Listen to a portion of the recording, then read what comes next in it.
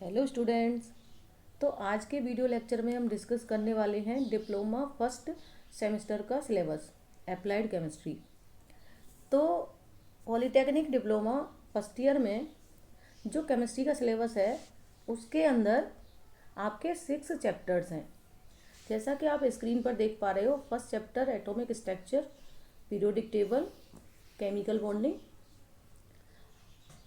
Second है fuel, lubricant. Third water. Fourth electrochemistry. Fifth corrosion and its control. और last है हमारा organic compound, polymer and plastic.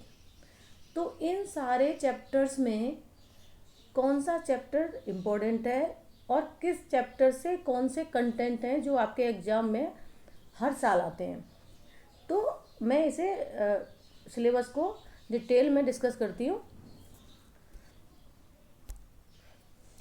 तो जो आपकी फर्स्ट यूनिट है एटॉमिक स्ट्रक्चर, तो ये क्या है? ये एक्चुअली 3 चैप्टर्स को मिलाकर बना है, एटॉमिक स्ट्रक्चर, पीरियोडिक टेबल और केमिकल बॉन्डिंग। तो आपको सबसे ज़्यादा क्वेश्चन जो देखने को मिलेंगे एग्जाम में इस चैप्टर से ही मिलेंगे। जो आपके ऑब्जेक्टिव टाइप क्वेश्चंस होते हैं 12 मार्क्स का आता है, जिसमें से आपको 10 नंबर का करना होता है।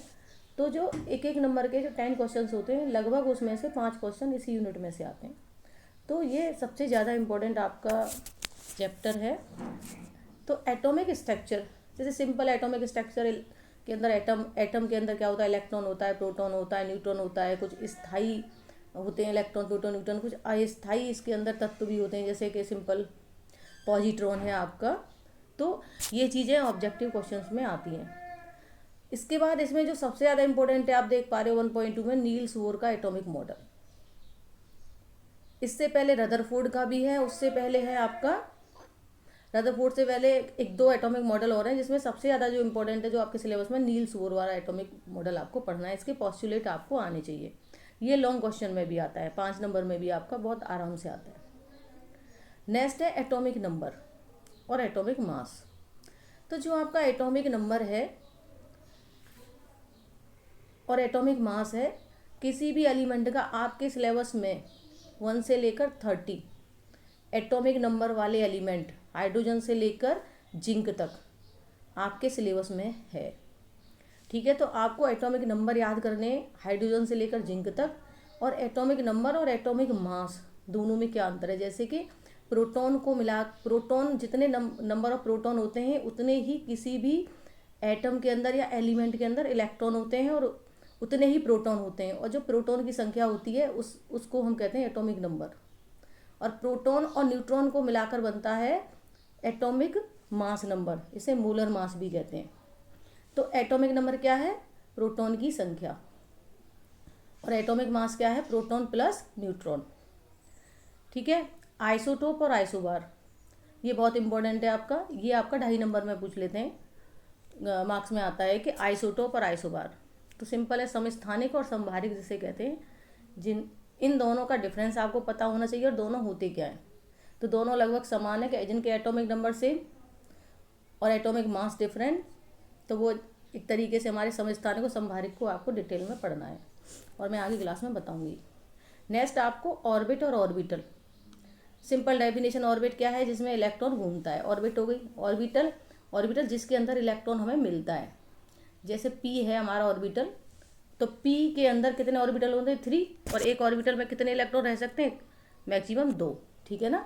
दोनों की स्पिन क्या होती है? एक दूसरे से अपोजिट होती है। ठीक है ना? तो इस तरीके से ऑर्बिट और ऑर्बिटल की डेफिनेशन हमें पता होनी चाहिए। नेक्स्ट हमें पढ़ना है इसमें से क्वांटम नंबर। ये बहुत इंपॉर्टेंट टॉपिक है, क्वांटम नंबर। अब क्वांटम नंबर में सिंपल आपसे पूछ लिया जाता है कि बताओ, कोई भी, जैसे कि एन की वैल्यू आपको 3 दे दी और पूछा जाएगा कि बताओ बाकी क्वांटम नंबर की क्वांटम संख्याएं क्या होंगी। या कह दिया कि आपसे सोडियम है, सोडियम के लास्ट इलेक्ट्रॉन के लिए चारों क्वांटम नंबर के मान बताओ। जैसे क्वांटम नंबर आप समझते हो, जैसे कि मुख्य क्वांटम संख्या, दिगंशी क्वांटम संख्या, चुंबकीय क्वांटम संख्या, ठीक है ना, और चक्रण क्वांटम संख्या। तो इंग्लिश में इन्हें सिंपल बोलते हैं, एजीमुथल होती है, मैग्नेटिक होती है, स्पिन होती है। तो आपको क्वांटम नंबर निकालना जरूर आना चाहिए। जैसे D2 के लिए चारों क्वांटम संख्याओं के मान बताओ, तो D2 इसका मतलब 2 इलेक्ट्रॉन के लिए, और डी ऑर्बिटल, डी के अंदर कितने ऑर्बिटल होते हैं 5, और इलेक्ट्रॉन कितने मैक्सिमम हम फिल कर सकते हैं 10। तो क्वांटम नंबर से क्वेश्चन जरूर आता है एग्जाम में।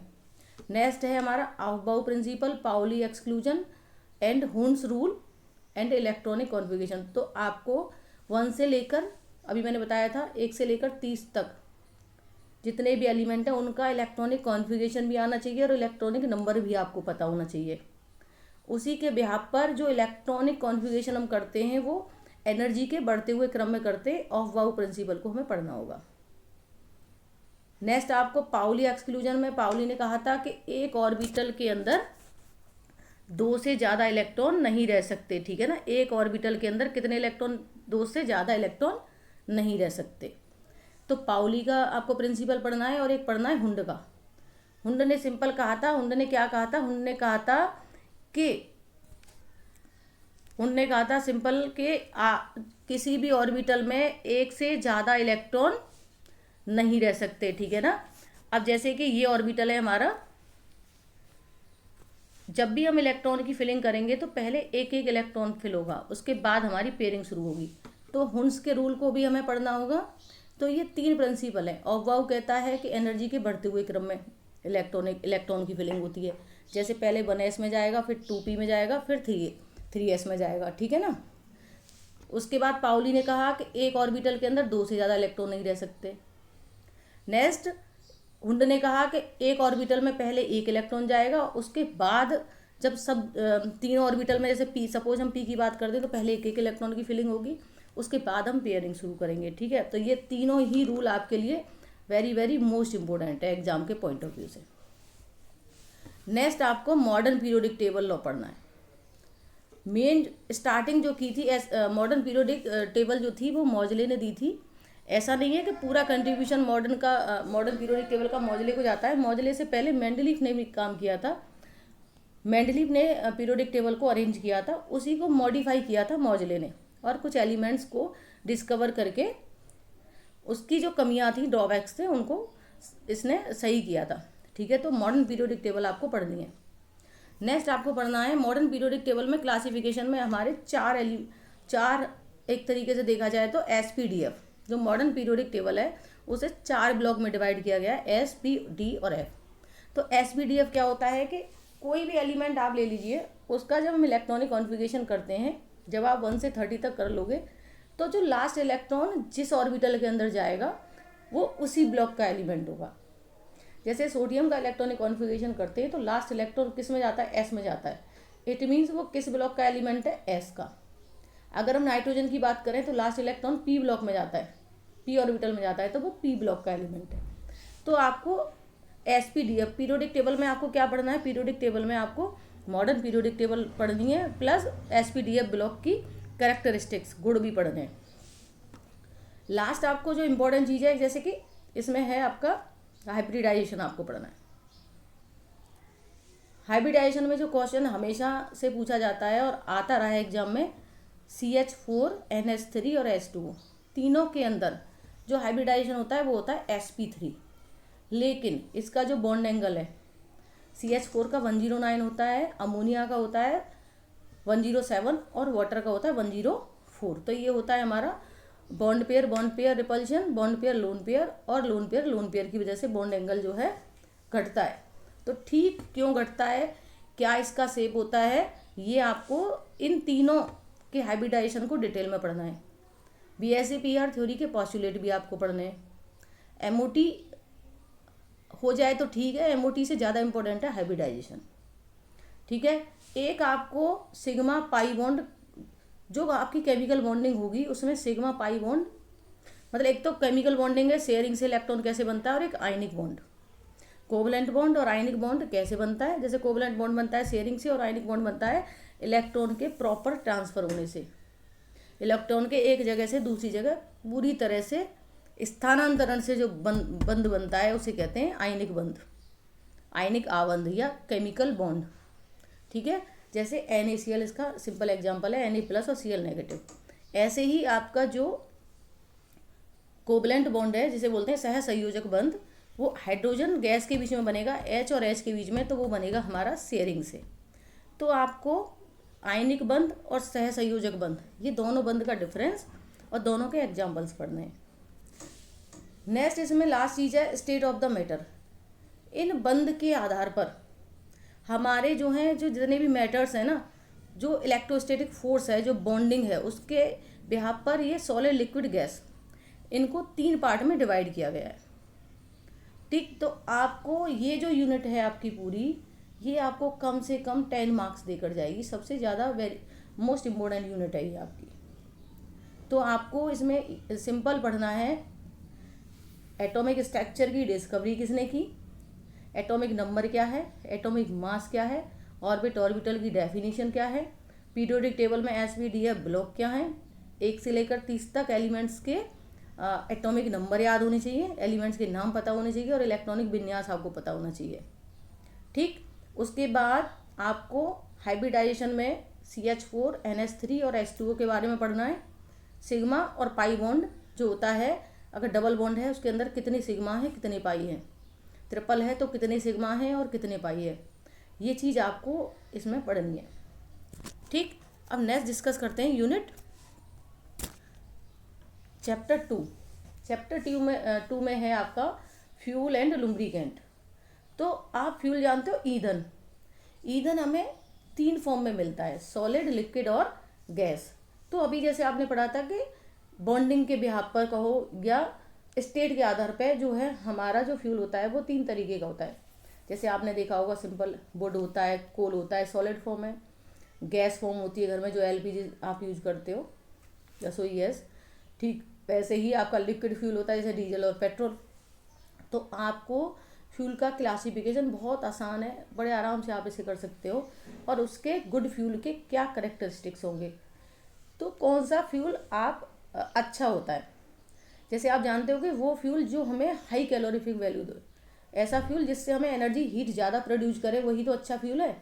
अगर आप 1 किलो लकड़ी जलाते हो और 1 किलो गैस जलाते हो तो आपको हीट कहाँ से ज़्यादा मिलेगी, कौन ज़्यादा हीट प्रोड्यूस करेगा, गैस फ्यूल ज़्यादा करेगा। इसलिए तीनों तरीके के फ्यूल का आपको कंपैरिजन पता होना चाहिए कि तीनों फ्यूल में, जैसे सपोज करो कि सॉलिड फ्यूल सस्ता है, गैस फ्यूल महंगा है, लेकिन कैलोरीफिक वैल्यू किसकी ज़्यादा है, लिक्विड फ्यूल की। जो हमारा लिक्विड फ्यूल है वो कैरी करने में आसान है, एक सिलेंडर उठाया कहीं भी रख दोगे, लेकिन जो सॉलिड फ्यूल है वो कैरी करने में मुश्किल होती है। तो इस तरीके से आपको इसका कंपैरिजन पढ़ना है और ये एग्जाम के पॉइंट ऑफ व्यू से इम्पोर्टेंट है। नेक्स्ट, कैलोरीफिक वैल्यू में आपको हाई और लो कैलोरीफिक वैल्यू की डेफिनेशन आनी चाहिए। ठीक, इसके बाद कोल के क्या टाइप हैं, तो सिंपल है, कोल हमारा होता है जैसे एंथ्रासीन है, बिटुमिनस है, पीट है। तो कोल है कि कोल एक सिंपल, जैसे आपने पढ़ा होगा कोल की, जैसे पेट्रोलियम होता है वैसे ही कोल होता है। तो इसे अर्थ से एक तरीके से अर्थ की ड्रिलिंग करके अर्थ से निकालते हैं कोल को, और उसकी कैलोरीफिक वैल्यू के बिहाफ पर इसकी कैटेगरीज को डिवाइड किया गया है, कोल माइनिंग बर्ड। ठीक है, वैसे ही कोल के टाइप आपको पढ़ने, केवल नाम, कार्बन के परसेंटेज के बिहाफ पर कैलोरीफिक वैल्यू को डिफाइन करते हैं और उस कैलोरीफिक वैल्यू के आधार पर ही उसकी कैटेगरी को बताया गया है। ठीक है ना। तो कोल की डेफिनेशन, कोल के अंदर क्या होता है, कार्बन, और उस कोल के टाइप आपको पता होने चाहिए। नेक्स्ट, इस पूरी यूनिट में जो सबसे ज़्यादा इंपॉर्टेंट चीज़ है वो है केवल ऑक्टेन नंबर और सीटेन नंबर। ये हमेशा एग्जाम में आता रहा है। तो जो फ्यूल है उसकी रेटिंग हम 2 तरीके से करते हैं, ऑक्टेन नंबर क्या है और सीटेन नंबर क्या है, ये आपको पता होना चाहिए। तो आपको सबसे पहले पढ़ना होगा फ्यूल का क्लासिफिकेशन और उसके बाद ऑक्टेन नंबर और सीटेन नंबर। ठीक, अब गैसियस फ्यूल में सीएनजी और एलपीजी का फॉर्मूला याद कर लीजिए। एक आप इसमें से वाटर गैस, बायोगैस और प्रोड्यूसर गैस, इनके केवल फॉर्मूले। इसके बाद लुब्रिकेंट की डेफिनेशन। लुब्रिकेंट क्या है, एक ऐसा केमिकल सब्सटेंस जो 2 सरफेस के फ्रिक्शन होता है, घर्षण को कम करता है। 2 सरफेस हैं जो ओवरलैप कर रही हैं एक दूसरे को और उनके अंदर एक फ्रिक्शन, घर्षण पैदा हो रहा है, उसको कम करने के लिए जो सब्सटेंस यूज होता है वो होता है हमारा लुब्रिकेंट।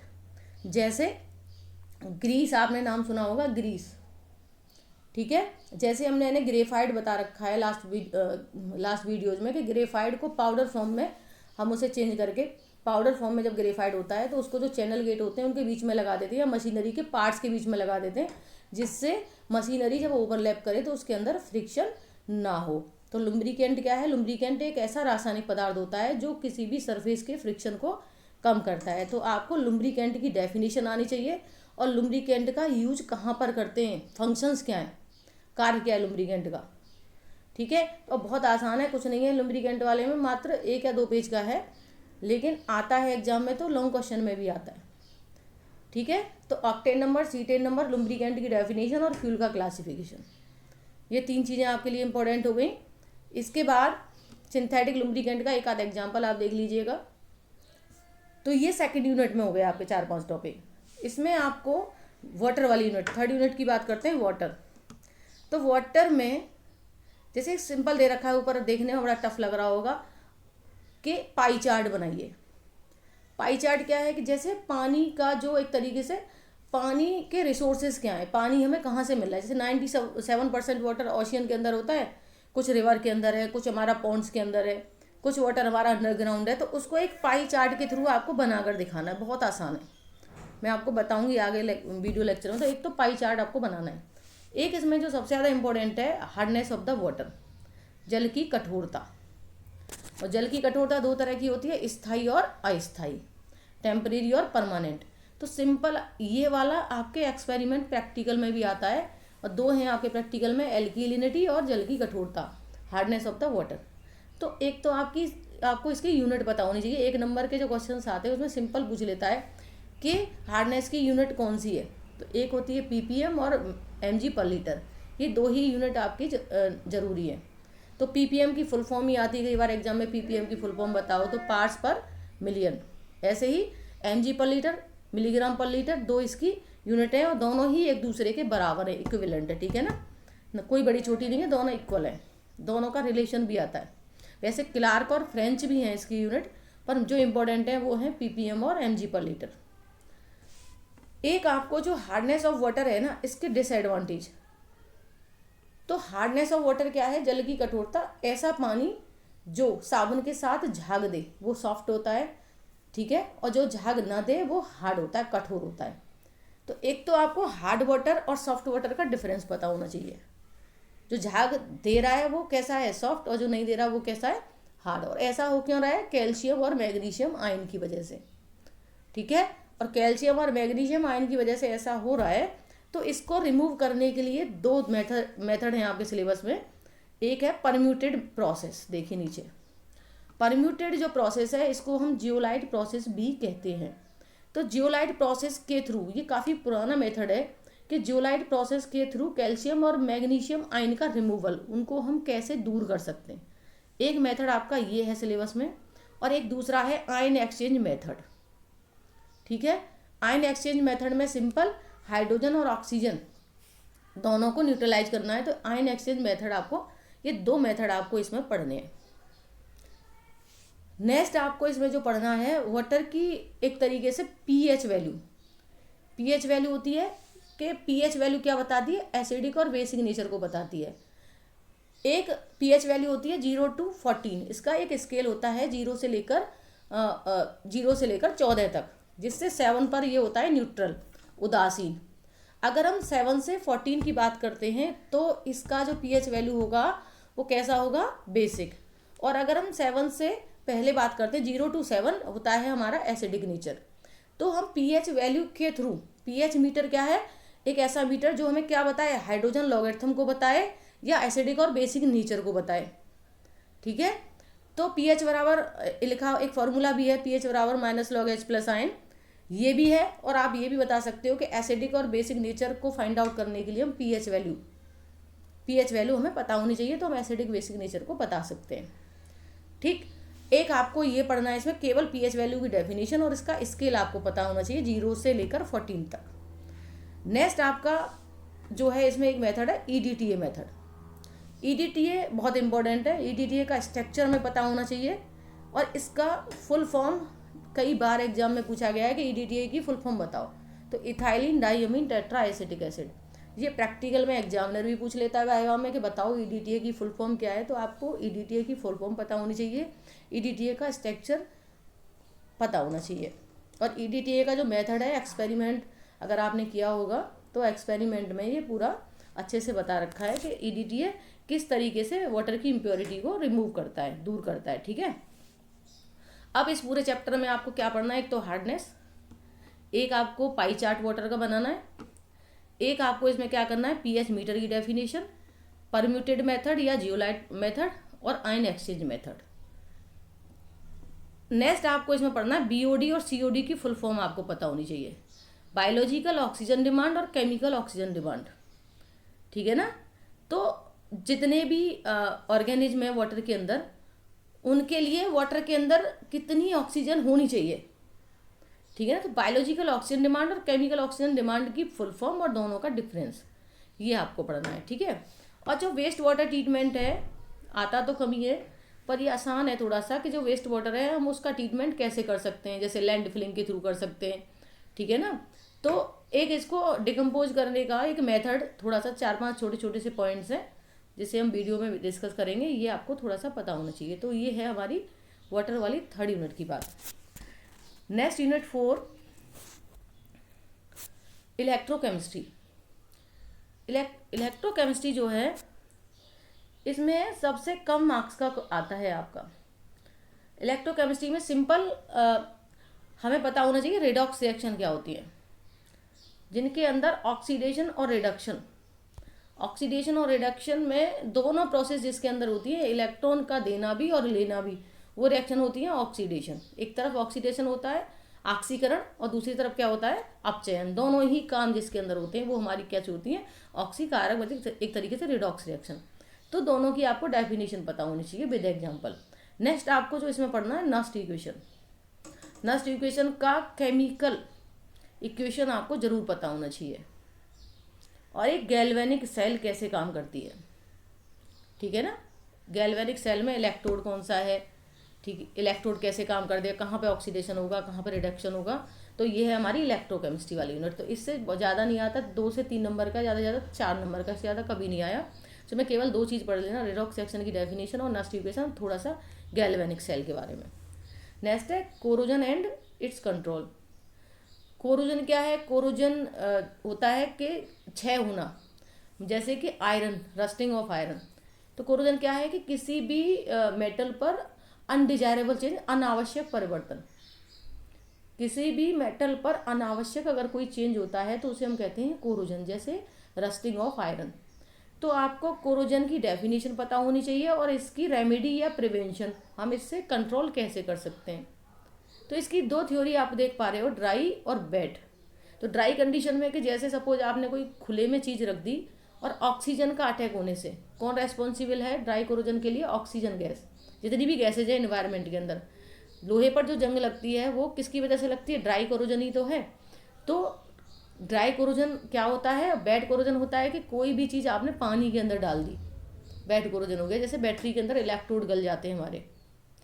तो आपको इन दोनों थ्योरीज पढ़नी है, और लास्ट में बस कोरोजन को प्रिवेंट कैसे कर सकते हैं, कुछ मेथड्स दे रखे हैं, तो ये आपको पढ़ना है इसमें 5th में। लास्ट यूनिट है हमारी ऑर्गेनिक कंपाउंड। ऑर्गेनिक कंपाउंड में जो सबसे ज़्यादा इंपॉर्टेंट है वो है हमारा IUPAC नोमेनक्लेचर। ठीक है, IUPAC नोमेनक्लेचर से हमेशा 3 से 4 नंबर का आपके में आता है। तो आपको IUPAC नोमेनक्लेचर पढ़ना है, यहाँ से क्वेश्चन आएगा। नेक्स्ट आपको पॉलीमर में PE, PS, PVC, Teflon, nylon 66 और बेकेलाइट, ये हमारे 4-5 हमारे पॉलीमर हैं जिनकी प्रिपरेशन कैसे करते हैं हम, इनके यूजेज क्या हैं, इनके स्ट्रक्चर्स क्या हैं, ये एग्जाम में आते हैं और ये लॉन्ग क्वेश्चन में आता है। थर्मोसेटिंग और थर्मोप्लास्टिक 2 तरीके का पॉलीमर होता है कि जो एक बार सेट होने के बाद दोबारा मेल्ट नहीं होता, और थर्मोप्लास्टिक होता है कि एक बार आप उसे हीट करोगे तो दोबारा रीसेप कर सकते हो, रिसाइकल कर सकते हो, लेकिन थर्मोसेटिंग को आप दोबारा यूज नहीं कर सकते। इन दोनों का डिफरेंस आपको पढ़ना है। और पॉलीमर की डेली लाइफ में क्या इसके यूजेज हैं, ये तो बहुत कम पूछा गया है, बस मेन आपको IUPAC नेम आना चाहिए। और ये जो 3-4 हमारे ये हैं मोनोमर, जैसे सिंपल पूछ लेता है टेफ्लॉन का मोनोमर बताइए, या PVC का मोनोमर बताइए, तो PVC का विनाइल क्लोराइड है। तो ये आपको 4-5 जो है पॉलीमर आने चाहिए। तो आज के वीडियो लेक्चर में मैंने आपको बताया कि जो हमारी 6 यूनिट हैं डिप्लोमा सिलेबस में, इसमें से क्या क्या कंटेंट आपको पढ़ने हैं, और आप इतना पढ़ लोगे बहुत आराम से आपके 40 मार्क्स आप गेन कर लोगे, 40 to 45, केवल इतना पढ़ने पे। मेन जो पॉइंट्स मैंने आज आपको बताए हैं। और आगे यूनिट फर्स्ट को पढ़ने के लिए मेरा नेक्स्ट वीडियो लेक्चर ज़रूर देखिएगा। आई होप आपको समझ में आया होगा। Thank you.